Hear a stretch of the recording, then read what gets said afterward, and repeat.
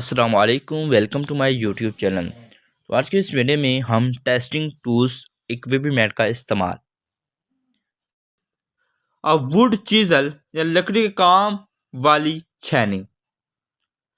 لکڑی کے مختلف کاموں میں مثلا لکڑی کے جوڑوں کو کاٹنے اور سنوارنے اور لکڑی میں جھریاں نکالنے اور چھید کرنے اور لکڑی کی سطح کو چھیلنے ہموار کرنے اور کیسنگ اور کیپنگ کے مختلف کنیکشن بنانے اور لکڑی کے بورڈ کو مخصوص جگہ سے کاٹنے کے لیے ووڈ چیزر کا استعمال کیا جاتا ہے۔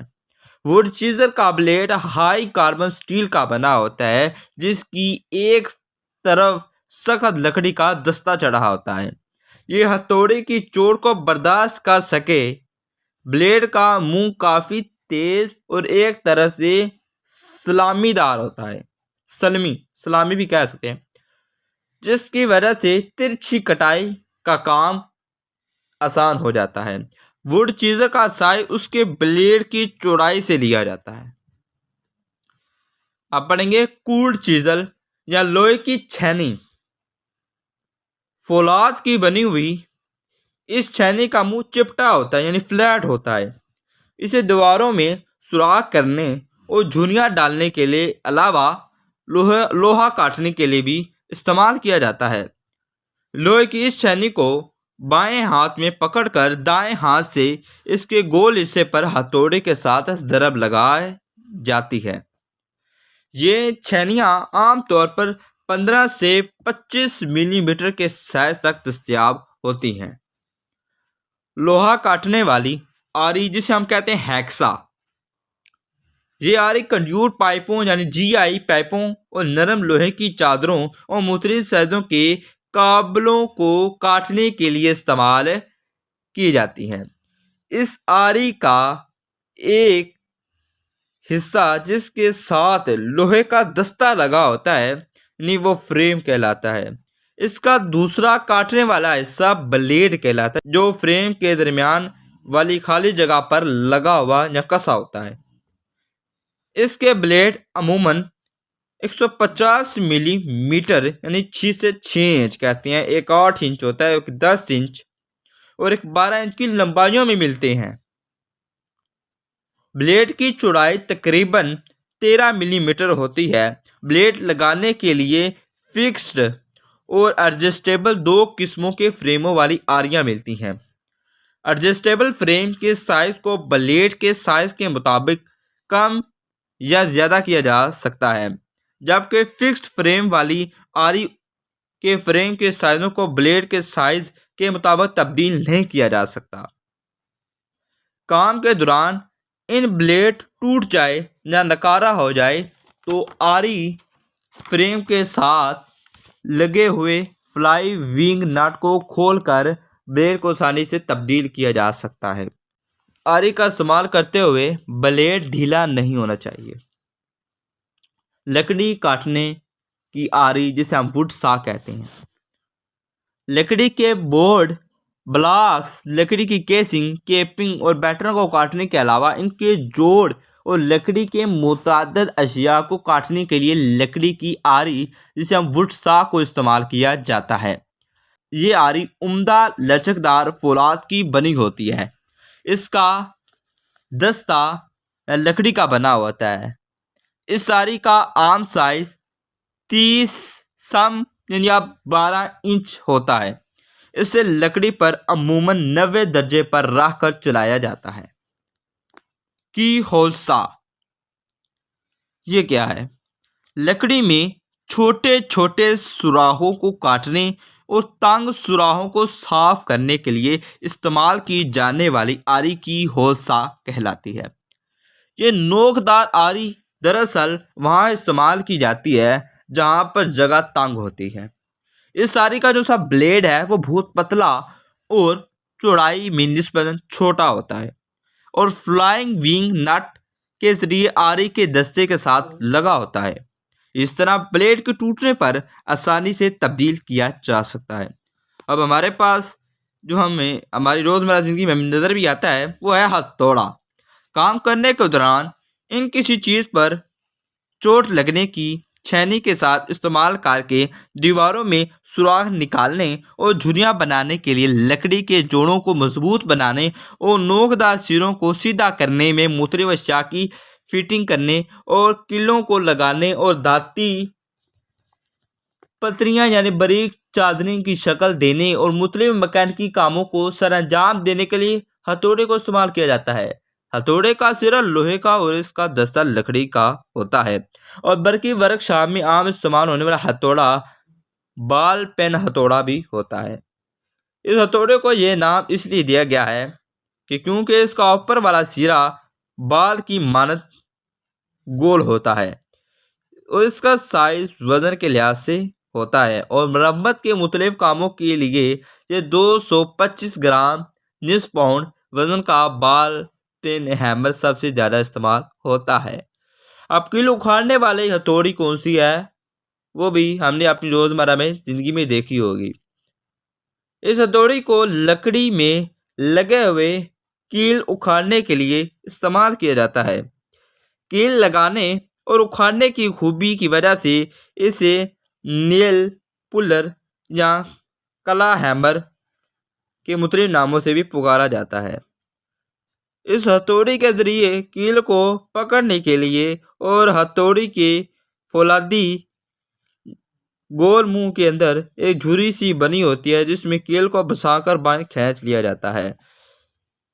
لکڑی کا ہتھوڑا ایسے تمام کاموں کو کرنے کے لیے جہاں پر لوہے کا ہتھوڑا استعمال نہیں کیا جا سکتا وہاں لکڑی کا ہتھوڑا استعمال کیا جا سکتا ہے۔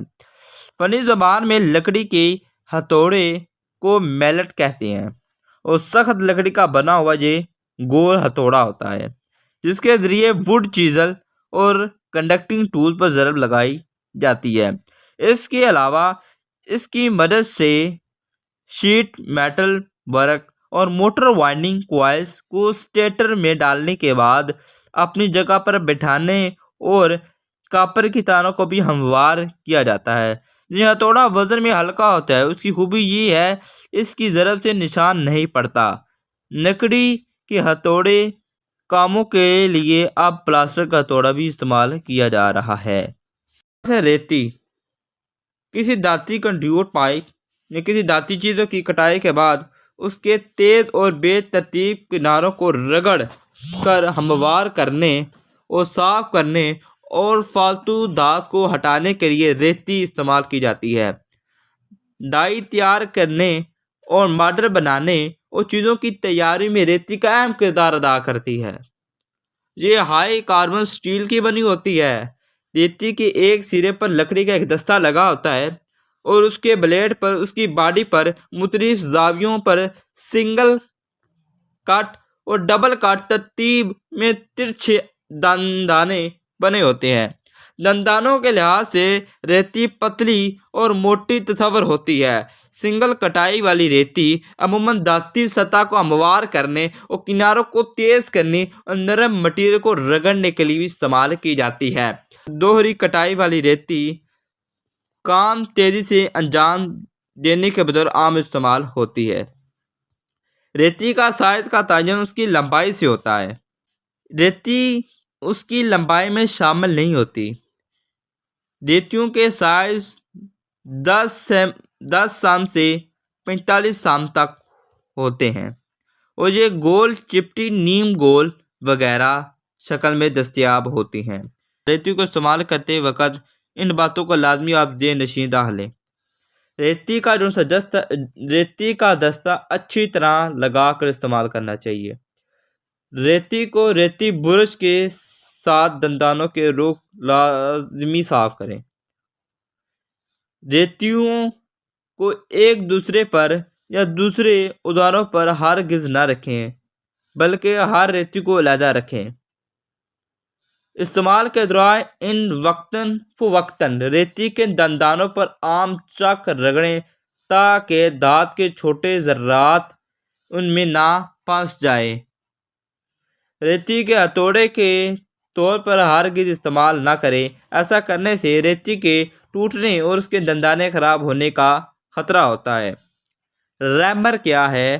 یہ ایسا ٹول جو کسی دھات میں سوراخ نکالنے کے بعد اس کے سائزوں کو بڑا اور وسیع کرنے اور سوراخ ڈالنے کو دور ان کے اتارنے والے مواد یا لوہے کے ذرات کو سوراخ سے نکالنے کے لیے استعمال کیا جاتا ہے اسے ریمر کہلاتے ہیں۔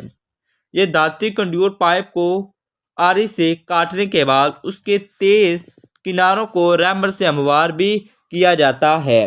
ریمر ہائی سپیڈ سٹیل یا ٹول سٹیل مٹیریل کا بنایا جاتا ہے۔ بینچ وائس لکڑی کے تختے پر نٹ بولٹ سے لگے ہوئے یہ وائس اپنے سٹیل کے جبڑوں میں مختلف چیزوں کو مضبوطی سے پکڑنے کے کام آتی ہیں۔